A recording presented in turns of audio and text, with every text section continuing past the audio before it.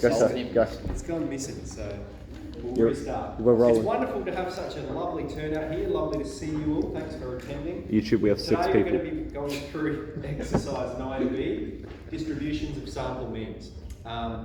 So this is going to follow on from 9A, okay? And then in 9C, we're going to combine these two together when we look at something called the central limit theorem.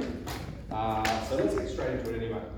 What we have here, remember Sn is the distribution that arises when we add observations together. Well, Xn is the distribution that arises when we add them together and calculate the average of them. Okay? So that's what we're doing here. So Xn, that's the variable. This is the observed value of Xn, or the observed mean. But the mean of the distribution will always trump the observed value of Xn.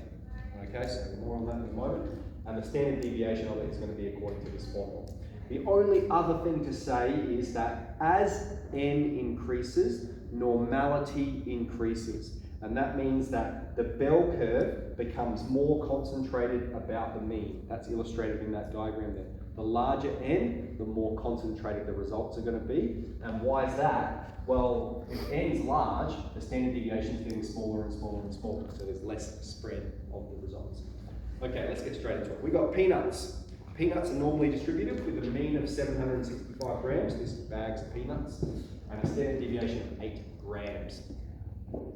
6 bags are weighed, and this is the weight of the 6 bags. Okay, so we've weighed 6 bags, and that's what they weigh. Part A, find the observed value of X6. So X6 is when we have 6 observations of peanuts and we average it, isn't it? So we're adding all them together and dividing by 6. Alright, do that in my head quickly. 762.3. Alright.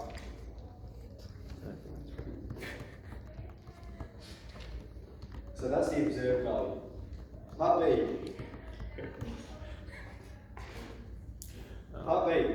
Find the mean and standard deviation of X6. This is the important part. Okay, so don't try check me. I'm right. Don't try check me. This is the important part. Find the mean and standard deviation of X6. So one way we can communicate it is like this: the mean of X6. Now the mean of X6 is equal to the mean of X, okay? So this is where the mean of X trumps the observed value, all right? So what's the mean of X? 765, okay? So this value always takes precedence over the observed value, all right? So we know that the average weight is 765. Here, it's just that these bags didn't illustrate that result, but that's only 6 bags out of the whole population. All right, next one, standard deviation of X6. Okay, that's going to be the standard deviation of X divided by the square root of 6. So in our circumstance, 8 on top of square root of 6. All right. That's it.